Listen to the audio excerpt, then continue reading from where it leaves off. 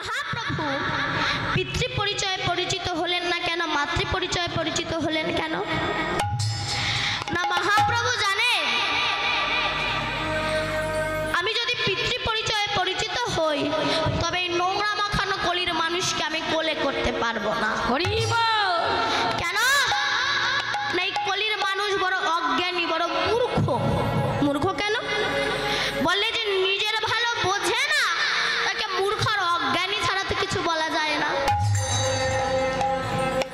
বলে নিজের ভালো বুঝি না, এই যে পয়সা সঞ্চয় করছি, গাড়ি বাড়ি করছি, মদ মাংস খাচ্ছি, লোকে সর্বনাশী করছি, চিটিংবাজি করছি, নিজের ভালোর জন্য নয়। বলছে বাবা, মৌমাছি না সারাটা জনম কত কষ্ট করে কাঁটার সঙ্গে যুদ্ধ করে ক্ষত বিক্ষত হয়ে ফুল থেকে মধু তুলে নিয়ে আসে, কিন্তু মৌমাছির ভাগ্যে কি মধু সেবা করা হয়? হয় না। ধূর্ত মানুষ মৌমাছিকে পুড়িয়ে তার চাক নিংড়ে তারা মধু আস্বাদন করে। তেমনি তুমি এই যে গাড়ি বাড়ি করছো না, তোমার মৃত্যুর পর ওই মৌমাছির মতোই তোমাকে পুড়িয়ে তোমার নিজের ছেলে মেয়েরা বাড়িতে এসে তোমার চাক নিংড়ে নিংড়ে তারা মধু আস্বাদন করবে, কিন্তু তোমার কথাই তারা ভুলে যাবে। এটাই হলো সংসার। আটল চেনেন? আটল লালমা চেনো? আপনাকে বলছি, চেনো আটল? কি করে যে চেনো তো? কি ধরে? কি ধরে? হরিণ ধরে, মাছ। দেখবেন মাছ যখন ঢোকে লেজে নাড়াতে নাড়াতে ঢোকে। ও জানে না আমি কোথায় যাচ্ছি, আমার শেষ পরিণতিটা কি হবে। তোমার ঝোল ছাড়িয়ে ভেজে খাবে।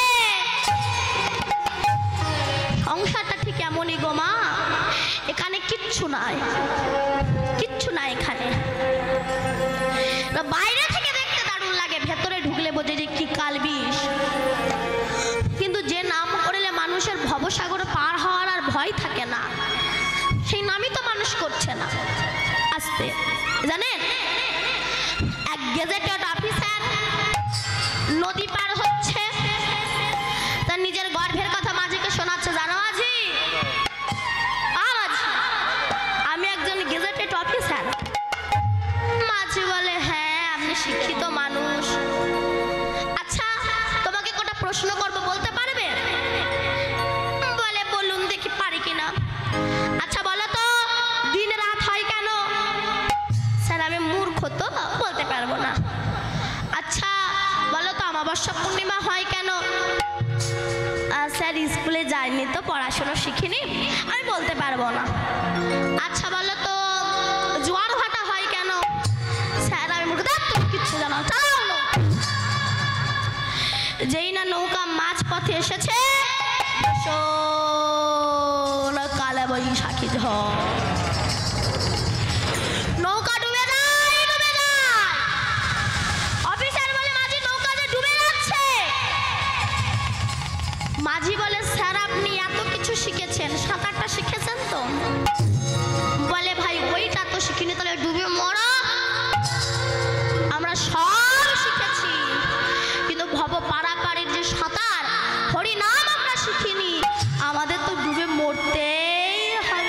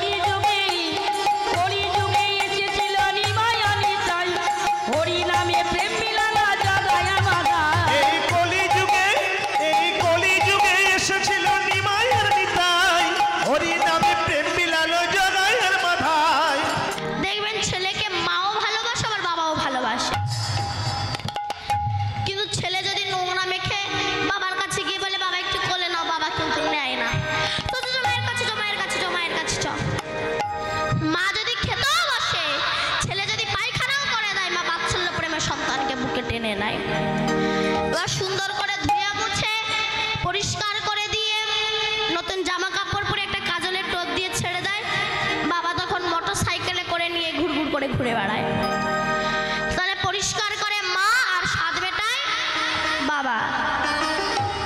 তাই ভাবলে আমি যদি পিতৃ পরিচয় পরিচিত হই, নোংরা মাখানো কলির মানুষকে কোলে করতে পারবো না। তাই মাতৃ পরিচয়ে পরিচিত হয়ে শচীর নন্দন গৌর হয়ে ভগবান হয়ে সুরধনী তীরে নাম বিতরণ করছে। আর যখন হরিনাম করছে সুরধনীর তীরে, দুজন পুরনো যুবতী, এক হলো সনাতন মিশ্রের কন্যা বিষ্ণুপ্রিয়া, আর একজন হলো তার প্রিয় সখী কাঞ্চনা। সুরধনীতে স্নান করতে গিয়ে গৌর হরির রূপ ও লাবণ্য দর্শন করে গৃহে ফিরে এসে আজ বিষ্ণুপ্রিয়া কাঞ্চনার গলা জড়িয়ে বলছে, কাঞ্চনা, আজ সুরধনীতে স্নান করতে গিয়ে এমন রূপের মানুষকে আমি দেখে এলাম যার সঙ্গে কোনো কিছুর তুলনা হয় না। কাকে? ওই কাঁচা বর্ণ, কাঁচা সোনার বর্ণ আমার গৌর হরিকে দেখে এলাম। তখন কাঞ্চনা বলছে, আচ্ছা প্রিয়া, তুই যে বলছিস তোর গৌর হরির সঙ্গে নাকি পৃথিবীর কোনো কিছু তুলনা হয় না, আচ্ছা বলতো সোনফুল দেখেছিস? সোনফুল দেখেছো মা? দেখেছো? রংটা কেমন হয় তার? হলুদ, সোনার মতো, তাই তো? ওই সোনফুল, প্রিয়া বলতো, ওই সোনফুল তো পুরো কাঁচা সোনার মতো দেখতে, তবে তুই বলছিস তোর গৌর হরির সঙ্গে নাকি কোনো কিছুর তুলনা হয় না। আর তাছাড়া ওই প্রভাতের যে সূর্য, তার রংটা কেমন? হলুদ বর্ণ, তাহলে তুই বলছিস কোনো কিছুর সঙ্গে নাকি তোর গৌর হরির তুলনা হয় না। তখন বিষ্ণুপ্রিয়া বলছে, কাঞ্চনা, তুই যা বলেছিস তা ঠিক, কিন্তু যা ভেবেছিস তা ঠিক নয়। শোন কাঞ্চনা, শোন ও কুসুমতা হে,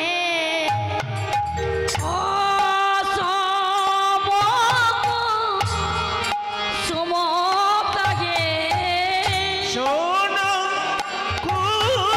কুসুমতা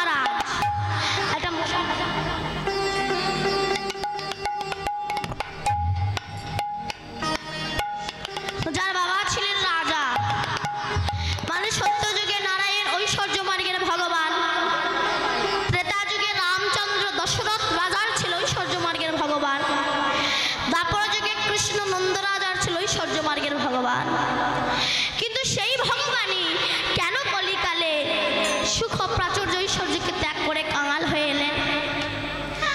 না, গৌরহরি এসেছেন দুটি কারণে। এক হলো নাম নিয়ে জগৎ উদ্ধার করা, আর এক হলো রাধার প্রেম ঋণ শোধ করা।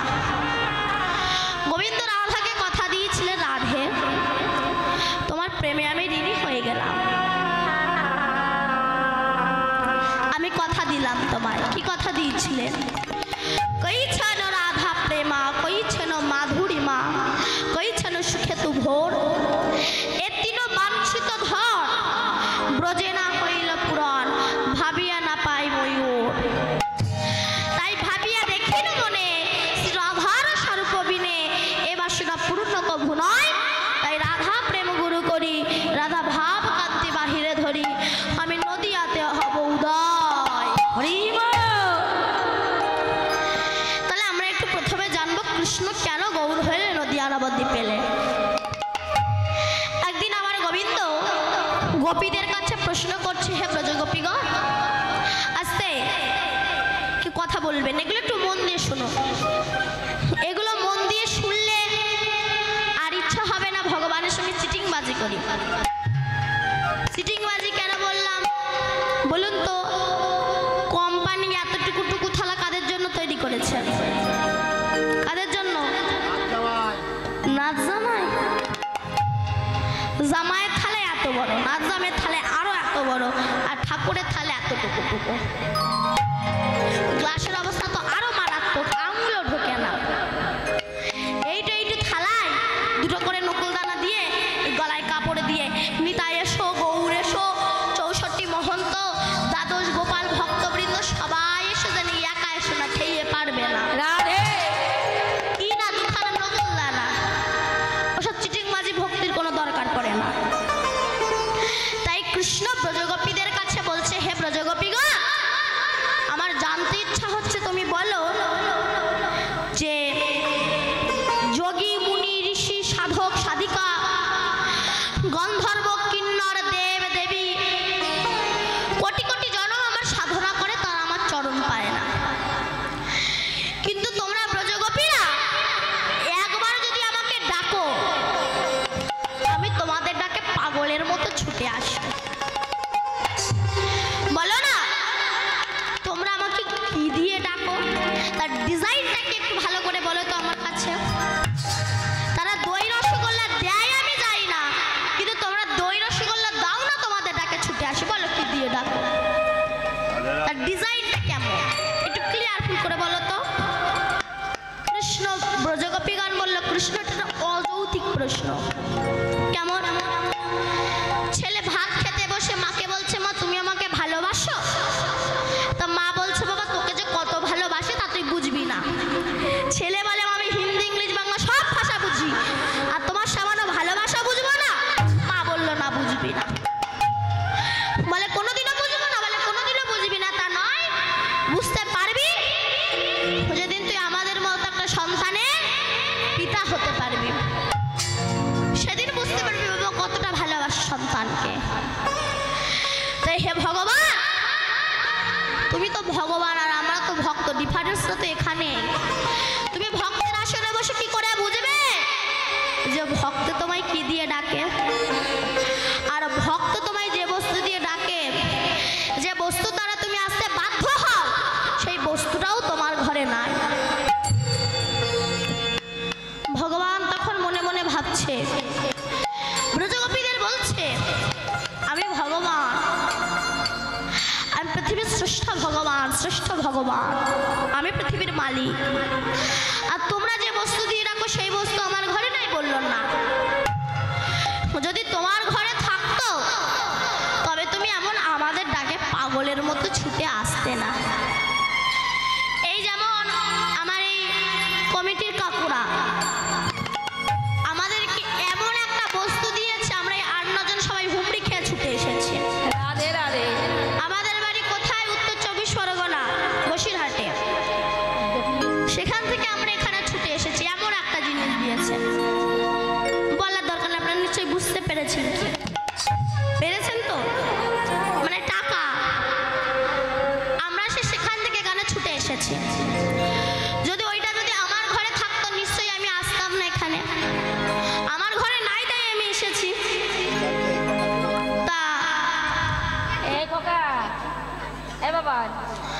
আচ্ছা তা তোমার ঘরে যদি ওই বস্তুটা থাকতো তবে তুমি এমন আমাদের ডাকে পাগলের মতো ছুটে আসতে না। সেই বস্তুটার নাম কি না, সেই বস্তুটার নাম হচ্ছে ভক্তি মহারানী। হরি বল। হরি বল। গোবিন্দ বললেন তা তো বটে, আমি গীতায় লিখেই দিয়েছি, ভক্তি দিতে কাতর হই, মুক্তি দিতে কাতর নয়। যে আমাকে ভক্তি ভরে ডাকে তাকে আমি লিমিটেড টাইমের মধ্যে উদ্ধার করে দিই, কিন্তু যে সারা জীবন যজ্ঞ দান তপস্যা পূজা অর্চনা করে যায় তার ভিতরে ভক্তি নাই, তাকে আমি উদ্ধার করতে পারি না। এবার বলে ব্রজগোপীগণ তুমি বলে দাও কোথায় গেলে আমরা এই ভক্তিটাকে পাবো। ব্রজগোপীগণ বললে শোনো কৃষ্ণ, সবাই যে রাস্তা ধরে ভক্ত হয়েছে তোমাকেও সেই রাস্তা ধরেই ভক্ত হতে হবে, তোমার জন্য দ্বিতীয় কোনো পথ খোলা নেই। সবাই যে রাস্তা ধরে ভক্ত হয়েছে তোমাকেও সেই রাস্তা ধরেই ভক্ত হতে হবে। কি না, নিষ্কিঞ্চন বৈষ্ণবের পদধূলি যতক্ষণ না তুমি না গায়ে মাখতে পারবে তোমার কৃষ্ণ ভক্তির উদয় হবে না। এই জন্য যুধিষ্ঠির রাজস্বী যজ্ঞে যুধিষ্ঠির কৃষ্ণকে বলেছিল কৃষ্ণ তুমি আমার যজ্ঞে সভাপতি হও। কৃষ্ণ বলেছিল আমি সভাপতি হব ঠিকই, তবে আমি যাকে যা দায়িত্ব দেব তাকে সেই দায়িত্ব পালন করব।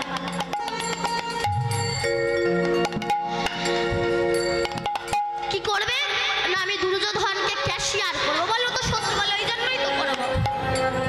কেন না, চোরের কাছে যদি বলা হয় যে জিনিস থাকলে দেখো, তবে সে জিনিস আর চুরি হয় না। আর তাছাড়াও দুর্যোধনের হাতে ধনবৃত্তি রেখা আছে, 5 টাকা হাত দিলে 10 টাকা হয়ে যায়। আচ্ছা আর কি করবে না, ভীমকে পরিবেশন করতে দেব। ভীম খাই বেশি, যদি পরিবেশন করে আর খেতে পারবে না। এই ভীমের নাভিতে একটা অসুর বাস করতো যার নাম হচ্ছে বৃকাসুর অসুর। এই জন্য ভীম শুধু খাই খাই খাই খাই খাই করতো। তাই ভীম কৃষ্ণকে বলেছিল কৃষ্ণ আমি তো সবসময় খাই খাই করি কেন? কৃষ্ণ বলেছিল তুমি একাদশী করো, একাদশী করলে বৃকাসুর অসুর নষ্ট হয়ে যায়। আবার দেখবেন অনেকে বলে স্বামী না করলে তো একাদশী করা যায় না। আর যার স্বামী নাই সে কি একাদশী করে না? আর যার একাদশী করার ইচ্ছা হবে সে ভগবানের কাছে গিয়ে বলবে ঠাকুর আমার স্বামীটা কবে মরবে, আমি একটু একাদশী করব। হয় তাই? যুধিষ্ঠির বলছে কৃষ্ণ তুমি তো সবাইকে সব দায়িত্ব দিলে, তুমি নিজে কোনো দায়িত্ব নেবে না? গোবিন্দ বললেন হ্যাঁ, আমি দুটো দায়িত্ব নিলাম যেটা সচরাচর সবাই নিতে চায় না। সেটার নাম কি, সেই দুটো কাজ কি না, যত ভক্ত আসবে যত বৈষ্ণব আসবে সমস্ত বৈষ্ণবের চরণ ধুয়ে দেওয়ার কাজটা আমি মাথায় করে নিলাম। এখানে যত বৃদ্ধ বাবারা বসে আছেন ভাবুন তো, এখান থেকে 50-60 বছর আগে সমাজটা কত ভালো ছিল। বেশি দিন নয়, 40-50 বছর আগে দেখুন সমাজটা কত ভালো ছিল। পুত্র পিতাকে প্রণাম করতে, শিষ্য গুরুকে প্রণাম করতে, এখন উল্টো হয়ে গিয়েছে। গুরুদেব শিষ্যকে বলছে বাবা মাধব ভগবানের সেবা হবে, একটু কাঠ কেটে নিয়ে আয় তো। শিষ্য চিটিংবাজ মতো শিষ্য তো, সে বলছে গুরুদেব আপনি ভজন করতে বলেছেন না, আমি আপনার ভজন করছি, আপনার বাক্য লঙ্ঘন করব? যেতে পারবো না, ভজন করছি। গুরুদেব কাঠ কেটে এনেছে। বাবা মাধব একটু ভিক্ষায় যান, গুরুদেব ভজন করতে বলেছেন, আপনার বাক্য আমি লঙ্ঘন করব? গুরুদেব ভিক্ষা করে এনেছেন। বাবা মাধব একটু ভগবানের জন্য ভোগ রান্না কর, গুরুদেব ভজন। গুরুদেব নিজেই রান্না করে ভগবানের ভোগ লাগে, প্রসাদ বেড়ে বলছে বাবা মাধব এবার দুটো খেয়ে যা। ও তখন বলছে বারবার গুরু বাক্য লঙ্ঘন করা ঠিক নাই, এবার যাই গিয়ে খেয়ে আসে। এটাই হচ্ছে বর্তমান যুগের পরিস্থিতি। আচ্ছা একটা দায়িত্ব তো নিলে, আর একটা দায়িত্ব কি না, যত বৈষ্ণব খেয়ে উঠে চলে যাবে সেই বৈষ্ণবের ওই এঁঠো থালা আমি নিজে করে নিয়ে গিয়ে নর্দমায় গিয়ে ফেলে দেবো। আর যখন ফেলবো ওই মাথায় করে যখন নিয়ে যাব, ওই কিঞ্চিত রস যদি আমার মাথায় পড়ে, এঠো পড়ে, তবে আমার ভক্তির উদয় হবে। তাই বৈষ্ণবের পদধূলি নিতে হবে। তখন গোবিন্দ মনে মনে ভাবছে, আমার মতো একজন ব্যক্তি যদি কারো চরণ ধুলো নেয়, তবে তো তাকে নরকে পাঠানো হবে। আর যে সে তো আমাকে চরণ ধুলি দেবে না, তখন ভগবান নিজের বাম অঙ্গ থেকে আল্লাহ দিনের শক্তি শ্রীমতী রাধা রানীকে সৃষ্টি করলেন। রাধা রানীকে সৃষ্টি করে রাধা রানীর চরণ ধুলি যখন গোবিন্দ গায়ে মাখলে, কালো বরণ আমার সোনার বরণ হয়ে গিয়েছে। অনেকে বলে দেখবেন কৃষ্ণ ভগবান হয়ে একটা মেয়ের চরণ ধুলি গায়ে মাখলো। আপনারা কোনোদিনও শুনেছেন রাধা বিউটি পার্লারে গিয়েছে? কি শুনেছেন? রাধা চুল কেটে সিং বার করেছে, শুনেছ? না। রাধা বীর আপনাকে কে বলেছে? কোন শাস্ত্রে পেয়েছেন আপনি? তাহলে রাধা তো যে সে হয়ে যেতে পারত, আমি রাধা হতে পারতাম, আপনি রাধা হতে পারতেন। শোনো রাধা কাকে বলে। বলছে আপনি ব্রহ্ম মুহূর্তে উঠো, ব্রহ্ম মুহূর্তে উঠে স্নান করুন, স্নান করে পদ্মাসনে বসে যান। পদ্মাসনে বসে গিয়ে কুলকুলণ্ডিনী শক্তিকে জাগ্রত করে মণিপুর মূলাধার আগ্রা চক্র সতীশানকে ভেদ করে 21,600 বার শ্বাসকে কন্ট্রোল করে 7 ফোঁটা রক্ত বিয়ান করে যে 1 ফোঁটা শক্তিবিন্দু তৈরি হয়, যেটাকে ব্রহ্মবস্তু বলা হয়, সেটাকে নিম্নগামী না করে শ্বাসের দ্বারা যিনি ঊর্ধ্বগামী করে রাখতে পারে, মহাজন তাকেই রাধা নামে আখ্যা দিয়েছেন। ঊর্ধ্ব হইতে নিম্নগামী তার নাম ধারা, নিম্ন হইতে ঊর্ধ্বগামী তার নাম শ্রীমতী রাধা। ঊর্ধ্ব হইতে নিম্নগামী যার নাম ধারা, ধারা, আর নিম্ন হইতে ঊর্ধ্বগামী তার নাম শ্রীমতী রাধা। সরাই সাজে সাইটা আমি আছে অবস্থান, ঊর্ধ্ববিন্দু দিয়া তাহে কইল শক্তিদান, পুরুষ প্রকৃতি তাহে কইল আধা আধা, আর বিচারিয়া গর্গমুনি নাম রাখিলেন শ্রীমতী রাধা। ওই রাধা রানী চরণ ধুলি যখন গোবিন্দ গায়ে মাখলেন, কালো বরণ সোনার বরণ হয়ে গিয়েছে। ভগবান হচ্ছে একজন ভক্তের চরণ ধুলিতে যদি আমার এত পরিবর্তন আসে, তাহলে হাজার হাজার ভক্তের চরণ ধুলি নিলে না জানি আমার কত পরিবর্তন আসবে। তা হাজার হাজার ভক্ত তার এই বৃন্দাবনে পাওয়া যাবে না। হাজার হাজার ভক্ত পেতে গেলে যেতে হবে কোথায়? নবদ্বীপ ধামে। তাই সেই গোবিন্দের গো আর রাধা রানীর রা এই গোড়া হয়ে নদিয়াতে এসেছেন। তাই বললেন দেখো আমার গৌরে লোরে,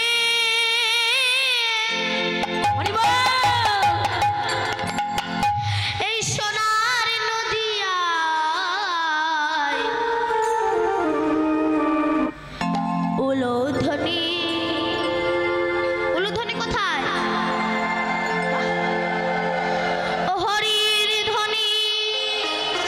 হাত দুটো তুলুন। আহা, দেখে যেন মনে হচ্ছে নবদ্বীপ ধাম। আপনাদের হাতগুলো কোথায়? হাতগুলো তুলুন। তোমরা তোদের হাত নেই, হাত তুলুন। শব্দ শোনা যায় আমার গৌরে লোরে, মারে গৌরে লোরে, এই সোনার নদিয়া, উলুধ্বনি গড়ি ধ্বনি সমাজ চলা যায় আমার গৌরে লোরে। আমার গৌরী এলো রে, সোনার নদিয়ায়, উলুধ্বনি হরি ধ্বনি শব্দ শোনা যায় আমার গৌরী এলো রে। গৌরে লোরে, সোনার নদিয়ায় উলুধ্বনি হরির ধ্বনি শব্দ শোনা যায় আমার গৌরে লোরে। আমার গৌরে লোরে, এই সোনার নদিয়া, উলুধ্বনি গড়ি ধ্বনি সমাজ চলা যায় আমার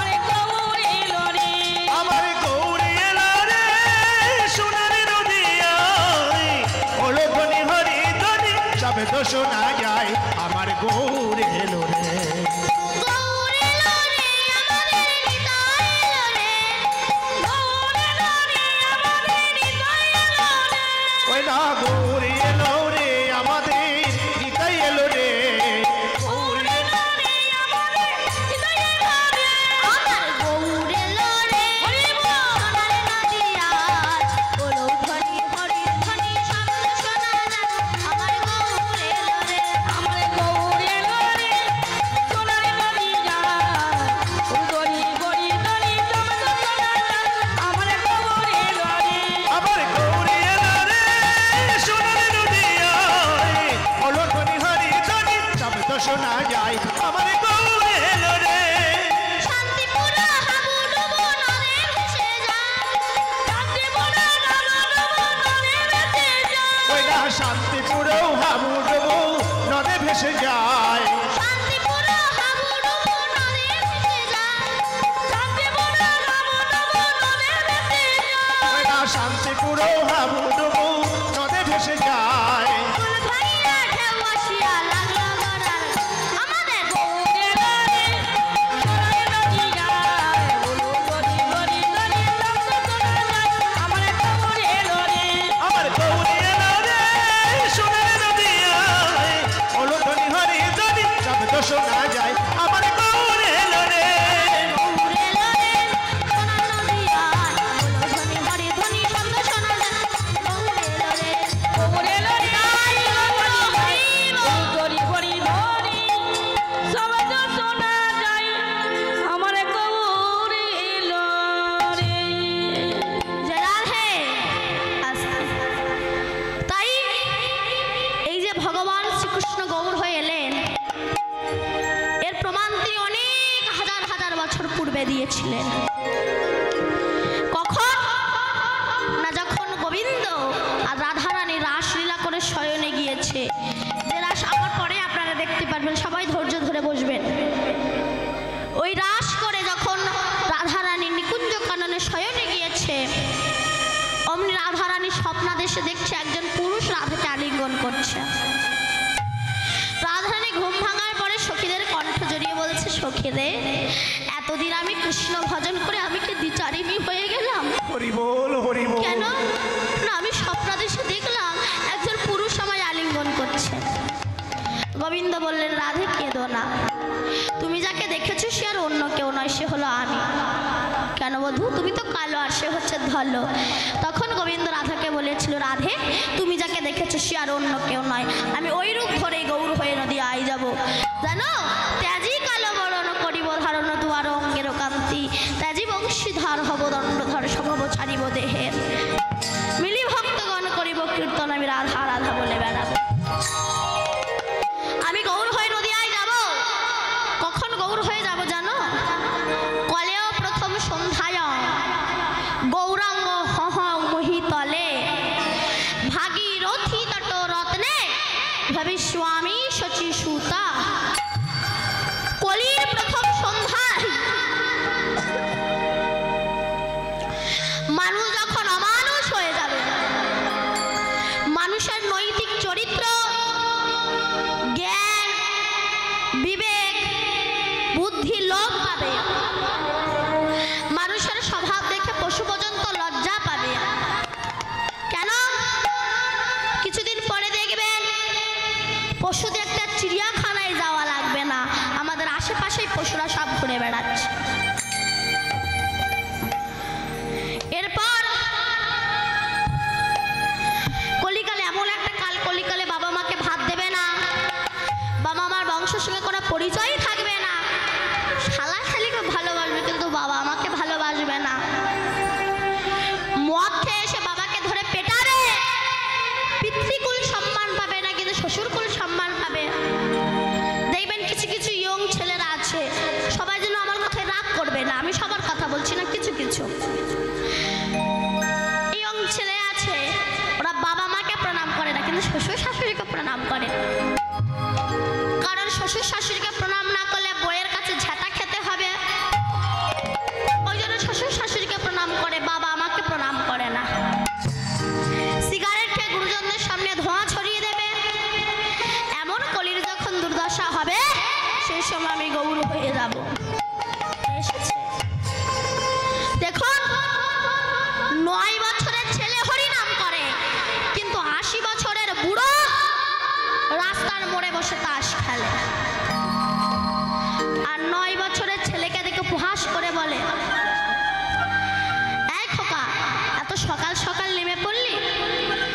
বাচ্চা ছেলেটা বলছে, জেঠু পথটা তো অনেক দূর, তাই আমি সকাল সকাল নেমে পড়েছি। তুমি আর দেরি করো না, তুমিও নেমে পড়ো, তুমি যতদূর যেতে পারো।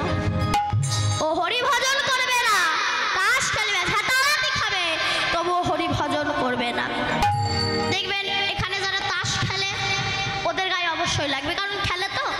আমার কথা কিছু কিছু মানুষের সহ্য হয় না, তার একটাই কারণ, আমার কথাগুলো তার চরিত্রের সঙ্গে মিশে যায়, তাই তার ভালো লাগে না। অতএব যার নাম করতে এসেছি তার নাম আমরা বাদ দিয়ে দিয়েছি, তার নামই আমরা করছি না। তাই যে নাম করলে মানুষের ভবজ্বালা দূরীভূত হয়ে যায়, ভবসাগর পার হওয়ার ভয় থাকে না, সেই নামকে একটু গাওয়া যাবে মা? ওইদিকের মায়েদের কি বদন নাই, মানে মুখ নাই? কি গাইবেন তো? সত্যি কথা বলছে, সত্যি কথা বলুন, নইলে কিন্তু আমি এক্ষুনি সত্যি মিথ্যা প্রমাণ করে দেবো। গাইবেন তো? সিরিয়ালের দিব্যি? ঠিক আছে, যারা যারা গাইবেন একবার প্রেম সে উলুধ্বনি দিন তো।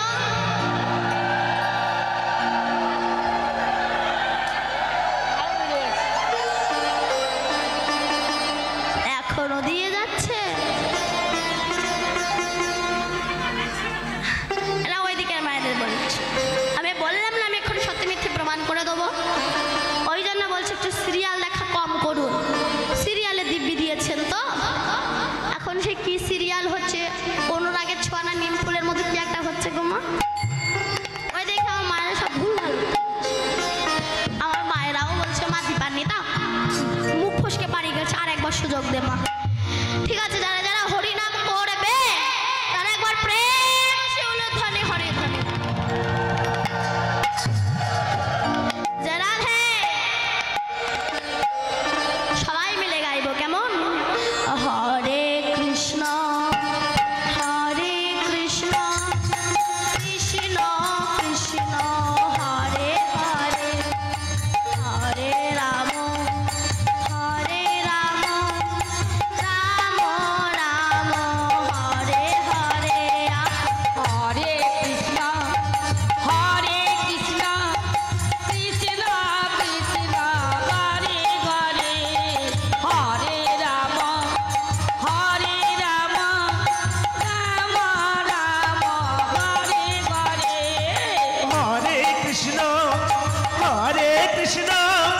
কৃষ্ণ কৃষ্ণ হরে হরে, হরে রাম রাম রাম হরে হরে।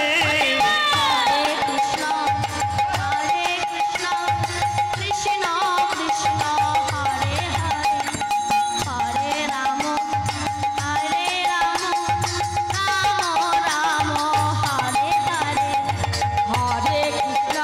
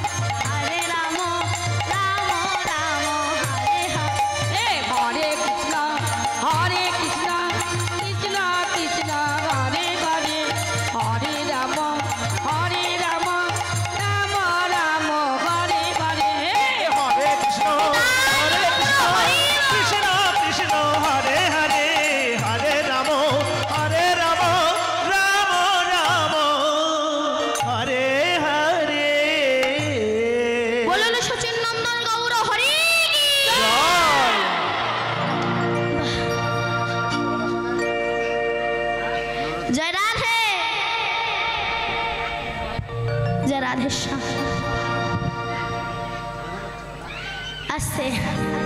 এই হরিনাম আর এই কৃষ্ণ নাম এত মধুর জানেন মা? এই কৃষ্ণ নামে যদি একটু চোখের জল ফেলা যায়, কাঁদা যায়, আপনি বাড়ি গিয়ে ভাববেন আমি কালকে আবার কীর্তন শুনতে যাব। কেন না, একটু বসে বসে কাঁদবো, তাই তো?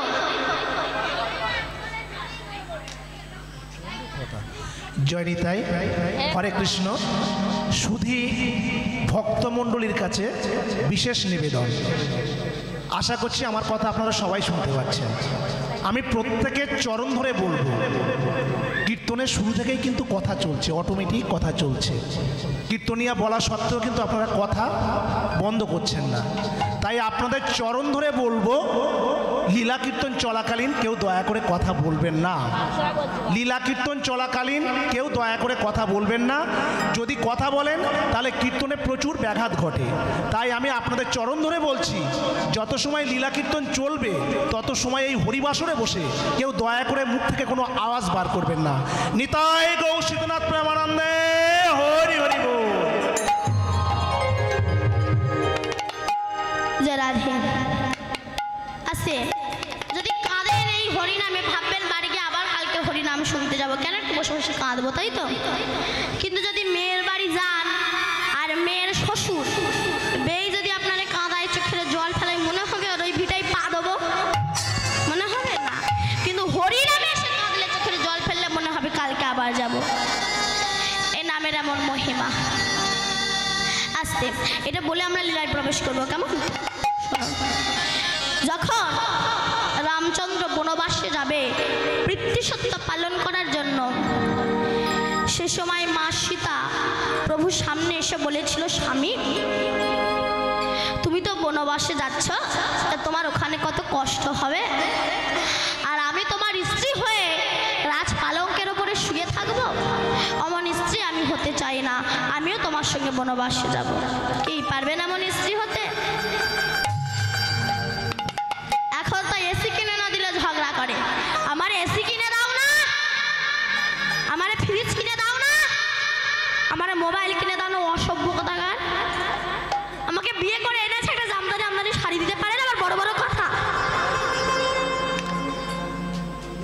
কিন্তু এ তো সেই স্ত্রী নয়, তোমার কত কষ্ট হবে, আর আমি তোমার স্ত্রী হয়ে রাজ পালঙ্কের ওপরে শোবো? অমন স্ত্রী আমি হতে চাই না, আমিও তোমার সঙ্গে বনবাসে যাব। আপন ভাই লক্ষণ সে বলেছিল, দাদা তুমি বনবাসে যাবে, বনে বনে ঘুরে বেড়াবে, কত কষ্ট হবে, আর আমি তোমার ভাই হয়ে রাজভোগ গ্রহণ করবো, রাজ পালঙ্কে শোবো, রাজ সিংহাসনে বসবো, অমন ভাই আমি হতে চাই না, আমিও তোমার সঙ্গে বনবাসে যাব। রাম বলল, আমি অনুমতি দিতে পারবো না, তুমি যাও। মা সুমিত্রা যদি তোমায় অনুমতি দেয় তবেই তুমি যাবে।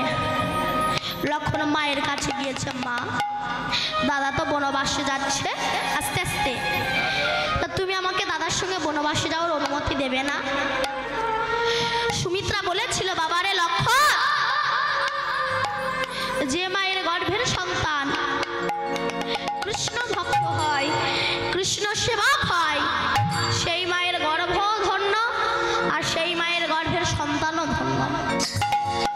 কিন্তু যে মায়ের গর্ভের সন্তান সুল্লুখর হয়, দাঁতাল মাতাল চরিত্রহীন হয়, লোকে সর্বনাশী করে, চিটিংবাজি করে, ও মায়ের গর্ভ গর্ভ নয়, ওটারে ভাগাড় বলা হয়। ভাগাড়ে যত শিয়াল কুকুরের জন্ম হয়, আর সৎ চরিত্রবান মায়ের গর্ভে কৃষ্ণ ভক্তের জন্ম হয়। হরি বল, হরি বল। তাই আমি তোমার আজ মা আছি, কাল হয়তো নাও থাকতে পারবো। তাই আমি চাই আমি যেন দেখতে পাই আমার প্রাণ থাকতে থাকতে তুমি যেন রামের চরণে সেবাইও। লক্ষণ ভাবছে, মা অনুমতি দিলেও আমার স্ত্রী উর্মিলা সে তো অনুমতি দেবে না, নব পরিণীতা বধূ, সবে নতুন বিয়ে হয়েছে। আপনারা বিয়ে করে আপনার স্বামী ধরে বললে আমি 14 বছর বাড়ি থাকবো না, তখন মাথায় আগুন ধরে ওঠে না? মুখ পড়া বিয়ে করেছিলি না, কোমর বেঁধে আপনি একবার ঝগড়া করবেন না? মহাপ্রভু যখন লক্ষ্মীপ্রিয়াকে বিবাহ করে সিলেটে বেড়াতে গিয়েছিল, লক্ষ্মীপ্রিয়া সে সময় প্রাণ হারিয়েছিল।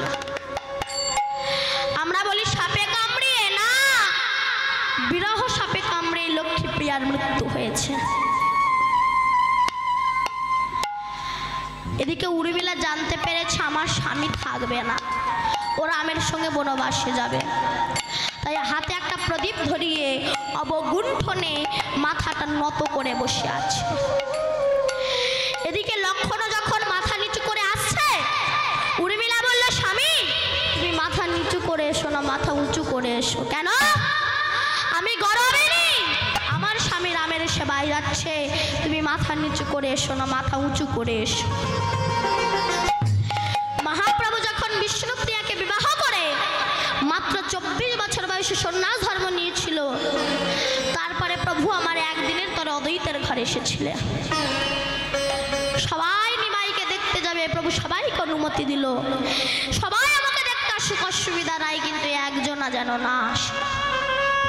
সে কে? না বিষ্ণুপ্রিয়া। নদিয়ার নরনারী যখন চলে যায়, বিষ্ণুপ্রিয়া ঘরের এক কোণে বসে বসে চোখের জলে ভেসে যায়। নদিয়ার নরনারী বলেছিল, বিষ্ণুপ্রিয়া তোর মতো ভাগ্যহীনা বুঝি জগতে নাই। রাধে রাধে। সবাই নিমাইকে দেখতে যেতে বলেছে, তোকে যেতে বারণ করেছে, বলতো তোর মতো ভাগ্যহীনা কি জগতে আছে? বিষ্ণুপ্রিয়া চোখের জল মুছে বলেছিল, বাজে কথা বলিস না, আমার মতো সৌভাগ্যবতী রমণী মনে হয় আর জগতে হয় না।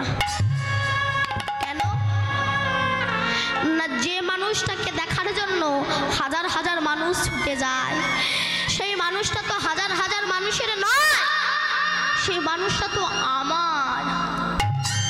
আমার মানুষকে দেখার জন্য হাজার হাজার মানুষ ছুটে যায়।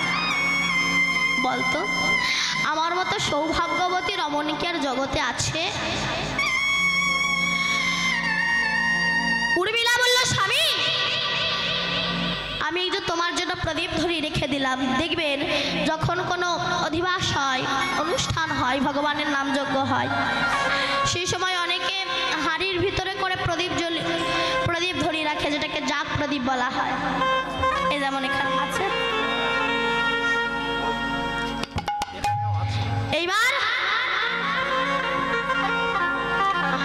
উর্মিলা বলল, স্বামী কথা দিলাম, এই যে আমি তোমার জন্য প্রদীপ ধরে রেখে দিলাম, তুমি যতদিন না ফিরে আসবে এই প্রদীপ আমি নিভতে দেব না। ব্যাস চলে গেল। এবার ঘাত প্রতিঘাত আঘাত লাঞ্ছনায় দিন অতিবাহিত হতে লাগলো। কিন্তু যদি রাবণের পুত্র মেঘনাদ লক্ষণের বুকে বাণ মারল, বাণটার নাম কি ছিল বলুন? শক্তিশাল বাণ। ওই শক্তিশাল বাণ যেই না লক্ষণের বুকে বেড়েছে, লক্ষণ ঝুলছে, পড়ে যাবে, এমন সময় রামচন্দ্র ছুটে এসে লক্ষণের মাথাটা নিয়ে নিজের চরণের উপরে রেখে দিল। আর কোথাও জায়গা ছিল না, চরণের উপরে রাখলো কেন কি বুঝলেন? এবার চরণের উপরে রেখে দিল। হনুমান তখন গলে পিত বসন দিয়ে বসে আছে। রাম বলল, হনুমান এটা লক্ষণের অপরাধের প্রায়শ্চিত্ত। কি না, এটা হলো আমার একজন ভক্তের অভিশাপ। রামের একজন ভক্ত ছিল, তার নাম শবরী, ছোট জাতের মেয়ে, তো হরিজন ফ্যামিলির মেয়ে, কিন্তু যারা বৈষ্ণব তাদের জাতের বিচার হয় না, যারা অবৈষ্ণব তাদের জাতের বিচার হয়। তাই শবরী নিজেকে রাম ভক্ত ভেবে বন থেকে ফল পেড়ে কামড়িয়ে কামড়িয়ে যে ফলগুলো খেতে ভালো সেগুলোকে রেখে দিচ্ছে, আর যেগুলো ভালো না সেগুলো ছুঁড়ে ফেলে দিচ্ছে। কেন? আমার রাম আসবে, আমার রাম খাবে আমার হাতে। আবার শবরী মনে মনে ভাবছে, সন্ন্যাসী মানুষ তো আমার কাছে আসবে, যদি আমার রামের পায়ে কিছু ফোটে। হরি বল, হরি বল। তাই বন থেকে ফুল পেড়ে এনে বিছিয়ে দিয়েছে। কেন আমার রাম আসবে? চোখের জল ধরে ফুলের ওপরে বিছিয়ে দিয়েছে, আমার রাম আসবে। হরি বল। ভক্তের আকুল আহ্বানে রামচন্দ্র লক্ষণকে নিয়ে এসে দাঁড়িয়েছে, দাঁড়িয়ে ডাক দিয়েছে, সবরি সবরি চমকে উঠেছে সবরীকে। এত সুধা মাখা কণ্ঠে আমায় ডাকলে কে গো, কে গো ডাকিলে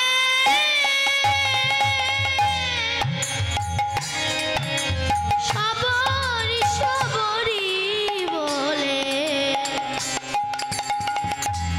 কে গো ডাকিলে দয়াল কে গো,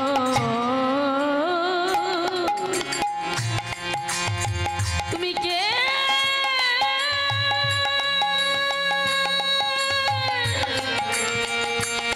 ও গো দয়াল, কে বা ডাকিলে বলো বলো দয়াল, তুমি কে গো এমন দয়া? কে? আমি রাম। এসেছো দয়াময়, তুমি এসেছো। এতদিন পরেই হতভাগিনীর কথা তোমার মনে পড়েছে। এসো এসো বসো প্রভু, তোমায় কি খেতে দিই বলো তো? রাম বলে কেন সবরি, আনো সেই ভক্তি মেশানো ফলের থারি, আমি গ্রহণ করি। সবরি ঢেলে নয়ন বাড়ি, আনলো ফলের থারি, হে রাম দয়াময় গ্রহণ করো। এইবার যেইটা রামচন্দ্র খেতে দেবে অমনি লক্ষণ ছুটে গিয়ে বলল দাদা, ছোট জাতের মেয়ে এটো করে ফল রেখে দিচ্ছে, তাই তুমি খাচ্ছ? এই বলে ফলটাকে নিয়ে ছুঁড়ে ফেলে, যেই না ছুঁড়ে ফেলে দিল, বলুন তো হিংস্র বন্য জন্তুর সঙ্গে যুদ্ধ করে যে ফল তুলে এনেছে আমার রাম খাবে, আর সেই ফল যদি কেউ ফেলে দেয় তবে ভক্তের মনে কতটা ব্যথা লাগে। সবরি বলল লক্ষণ, আমি ছোট জাতের মেয়ে বলে তুমি আমাকে এইভাবে অপমান করলে? তবে শুনে রাখো না লক্ষণ, যে ছোট জাতের মেয়ের একটু কুল তুমি ফেলে দিয়ে যে ব্যথা তুমি আমার বুকে দিয়েছো, এর দ্বিগুণ ব্যথা তুমি পাবে। কোন দিন? না যেদিন রাবণের পুত্র মেঘনাদ তোমার বুকে শক্তিশালী বাণ মারবে, রাধে, সেদিন তোমাকে আমার থেকেও বেশি কষ্ট পেতে হবে। লক্ষণ বললে আমার ভুল হয়ে গিয়েছে, আমি বুঝতে পারিনি যে তুমি রামের এত বড় ভক্ত। আমি উদ্ধার হব কবে? না যে ছোট জাতের মেয়ের একটু ফল ফেলে দিয়েছো, ওই ফল গন্ধমাদল পর্বতে গিয়ে বিশল্যকরণের জড়িপুটিতে পরিণত হয়েছে। যতক্ষণ না ওই বিশল্যকরণের জড়িপুটি না এনে তোমাকে না বেটে খাওয়াবে, তুমি প্রাণে বাঁচবে না। তাই হনুমান বলছে তাহলে তো আমি তো আনতে পারি। এবার বিশল্যকরণী জড়িপুটি আনতে গিয়েছি গন্ধমাদল পর্বতে, কিন্তু কোনটা বিশল্যকরণী জড়িপুটি চিনতে পারিনি। গোটা পর্বতটাকে হাতে করে নিয়ে যখন অযোধ্যার পাহাড়ের ওপর দিয়ে আসছে, সে সময় ভরত একটা ছেলে। অনেকে বলে বাবা মার মতো গুরু হয় না, ভুল। সেই মা গুরু হয়, সেই মা হয় যে মা জগৎ পিতার কাছে নিজের সন্তানকে পাঠাতে পারে, তবেই সে পিতা মা। সেই পিতা পিতা হয় যে পিতা জগৎ পিতার কাছে নিজের সন্তানকে পাঠাতে পারে, নইলে সে পিতা হতে পারে না। সেই বন্ধু বন্ধু হয় যে বন্ধু জগৎ বন্ধুর কাছে পাঠাতে পারে, জগৎ বন্ধু, তবেই সে প্রকৃত বন্ধু হয়। সেই স্বামী স্বামী হয় যে স্বামী জগৎ স্বামীর কাছে পাঠাতে পারে, তবে তারে স্বামী বলে, নইলে তারে আসামি বলা হয়। এই ভরত যখন কই রামকে বনবাসে পাঠিয়েছিল, ভরত ছিল মামার বাড়ি। এসে যখন শুনল আমার জন্য দাদাকে বনবাসে পাঠিয়েছে, ভরত গিয়ে বলেছিল রাক্ষসী ওর মুখ দেব না, কই তখন তো মা বলেনি। এখন মায়েরা গর্ব করে বলে আমার সাবাল ইংলিশ মিডিয়ামে পড়বে, তাকে আমি ইংলিশ মিডিয়ামে পড়াবো, ডাক্তার করবো, ইঞ্জিনিয়ার করবো। রাধে, অবশ্যই ডাক্তার করো, অবশ্যই মাস্টার করো, এর সঙ্গে যেন সুশিক্ষাটাও তাকে দান করো। সন্তানকে এমনভাবে তৈরি করো সে যেন দুর্যোধন বা দুঃশাসনের মতো কাপড় টানা না সন্তান হয়। মতো ধর্মজ্ঞ সন্তান হয়। ভরত তখন ভাবছে আমার রামের মনে হয় কোনো শত্রু যাচ্ছে, বাণ নিক্ষেপ করে নামিয়েছে। এই না নামিয়েছে অমনি হনুমান নেমে জয়রাম জয়রাম বলে হাঁপাস। ভরত ভাবছে তো আমার রামের পরম ভক্ত, জল এনে সুস্থ করলেন। হনুমান বলল জানো ভরত, লক্ষণের বুকে না মেঘনাথ শক্তিশাল বাণ মেরেছে। আমি যদি সূর্যোদয়ের আগে না বিশল্যকরণ জড়িপুটি না নিয়ে পৌঁছাতে পারি, লক্ষণ প্রাণে বাঁচবে না। সেই সময় লক্ষণের স্ত্রীর নাম কি বলেছিলাম মনে নেই, বলুন? উর্মিলা। সেই প্রদীপটা হাতে ধরিয়ে পাশে দাঁড়িয়ে দাঁড়িয়ে মুচকি মুচকি হাসছে। বলুন তো, স্বামীর মৃত্যু খবর শুনে কোনো বউ কি হাসে? হাসে? সেই বউরা নাই হাসে যাদের দুটো করে স্বামী আছে, ভাবে একটা গিয়েছে আর একটা তো আছে, ওটা মূল্যে বাঁচি। কিন্তু তো তা না, প্রতিব্রতা সতী রমণী। হনুমান বললে উর্মিলা তুমি কি পাগল হয়ে গিয়েছো? কেন না তোমার স্বামী মৃত্যুর শয্যায় শায়িত আর তুমি হাসছো? সেই সময় উর্মিলা বলল হনুমান তোমার মূর্খামি দেখে আমি হাসছি। কেন বলো তো হনুমান? যার মাথা রামের চরণে থাকে তার কি কখনো মৃত্যু হয় নাকি? আর তুমি যে বলছো না সূর্যোদয়ের আগে বিশল্যকরণ জড়িপুটি না নিয়ে পৌঁছালে আমার স্বামী প্রাণে বাজবে না, তবে শোনো, আমিও যদি প্রকৃত প্রতিব্রতা সতী রমণী হয়ে থাকি, তুমি যতক্ষণ না বিশল্যকরণ জড়িপুটি না নিয়ে পৌঁছাবে ততক্ষণ না সূর্য উদয় হবে না। এই হলো প্রকৃত প্রতিব্রতা সতী রমণী। তাই বা ভগবান এ জগতে কাউকে বাদ দেয়নি, সবাইকে সমান চোখে দেখেছে।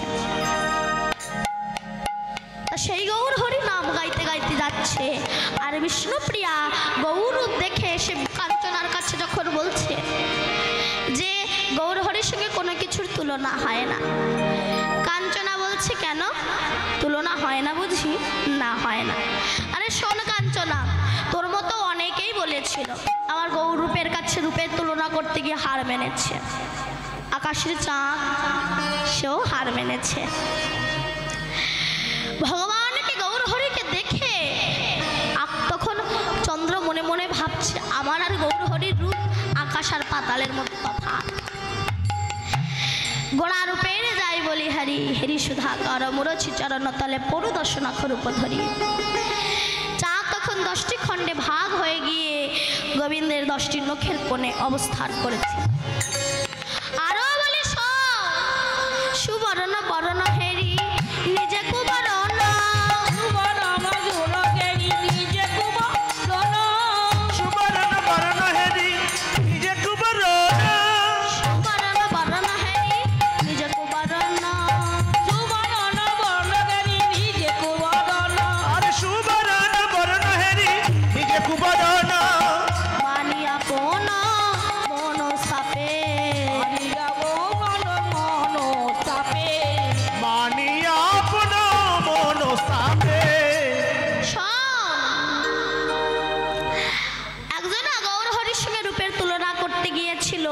রূপের তুলনা করতে গিয়ে যখন হার মেনেছে সে আত্মহত্যা করতে গিয়েছিল স্বর্ণকারের কাছে। তার নাম কি? সুবর্ণ বা সোনা। অনেকে সোনা পরেই তো অহংকারী হয়ে যায়, সবাই নয়, কিছু কিছু। তো এতক্ষণে দেখা গেল গৌর হরির সঙ্গে কোনো কিছুর তুলনা হচ্ছে না। না সমকুসুম সনকুসুম বা প্রভাতের সূর্য, চাঁদ বলো সোনা বলো, কোনো কিছুর সঙ্গে গৌর হরি রূপের তুলনা হচ্ছে না। এই দেখে জগদানন্দ দাস পদকর্তা বললেন কি দেখো, যা ঝম বিধি